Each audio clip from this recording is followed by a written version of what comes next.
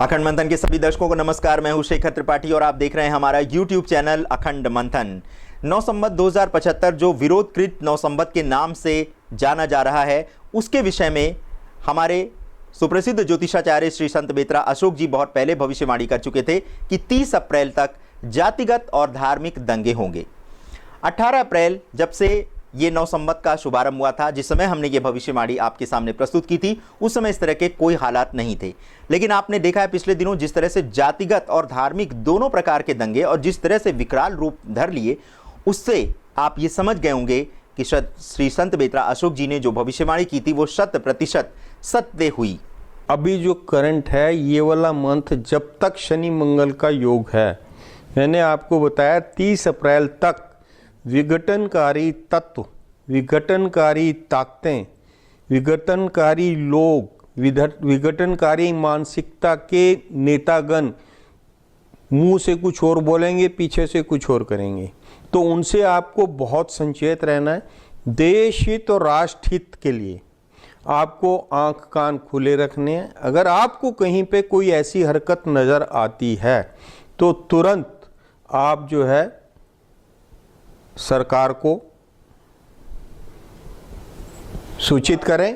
यद्यपि इस तरह की भविष्यवाणी सत्य ना हो, हम तो ईश्वर से यही प्रार्थना करते हैं, लेकिन श्री संत बेत्रा अशोक जी के माध्यम से हमने आपको बहुत पहले ये सावधान कर दिया था कि अगर किसी भी प्रकार का उन्माद फैलाने की कोशिश हो तो कृपया अपनी आंख और कान खुले रखें और इसकी सूचना पुलिस को दें। लेकिन आपने ऐसा नहीं किया और पिछले दिनों जातिगत और धार्मिक दंगों में कई लोगों की जान चली गई।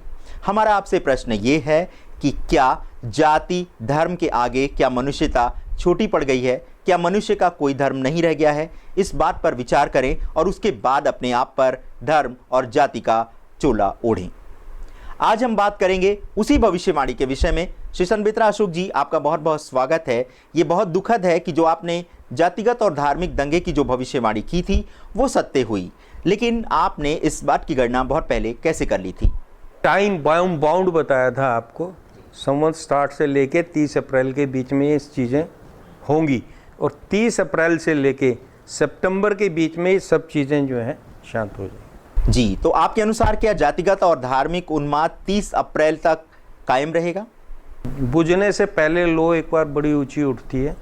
तो जो भी आपका विपक्षी गठबंधन या जो लोग सरकार को अस्थिर करना चाहते हैं, वो लोग अपना पूरा हर तरीके का प्रयोग करेंगे। जो भी आपके उसे क्या बोलते हैं, आतंकवादी या राष्ट्र विरोधी जो भी ताकतें हैं, वो अपने जलवे दिखाएंगे 30 अप्रैल तक, और वो देखने को आपको मिल गए हैं। जी श्री संत बेत्रा अशोक जी, लेकिन एक प्रश्न ये भी उठ रहा है कि जो जातिगत और धार्मिक दंगे हुए हैं उनको रोकने में राज्य सरकारें नाकाम रही हैं, और ये भी एक ध्यान देने की बात है कि अधिकतर राज्यों में अब बीजेपी की सरकार है। क्या कारण है? देखिए, जो दंगा या ये जो फसाद होते हैं, इस पे आप अपने ही देश के अगेंस्ट में, अपने ही देशवासियों के अगेंस्ट में क्या कर सकते हैं? वहाँ एक किस्म से जो है प्रशासन कहीं ना कहीं असहाय सा हो जाता है जब तक कि वो लिमिट क्रॉस ना हो जाए, फिर उनको एक्शन लेना पड़ता है। लेकिन जिस तरह के दंगे हुए हैं उससे इस बात की संभावना लग रही है कि आने वाले समय में लोग जो है न्यायिक निर्णय को मानने की अवहेलना करेंगे, अराजकता फैलाएंगे। आप क्या कहेंगे? देखिए, ऐसा होगा तो नहीं। 30 अप्रैल तक ये चीज़ें जो बढ़ेंगी।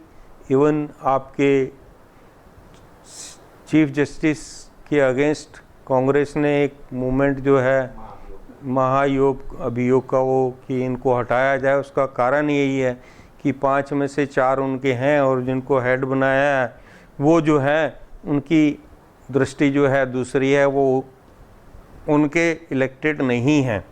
तो वो थोड़ा उसमें कष्ट महसूस कर रहे हैं।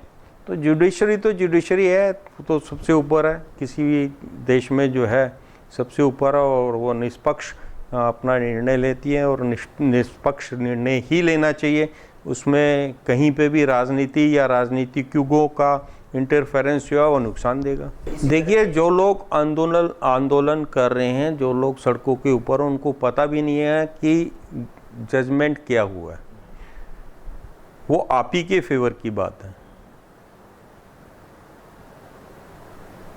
उसमें जो है, देखिए, किसी चीज़ का अगर दुरुपयोग होता तो उसका कारण क्या होगा?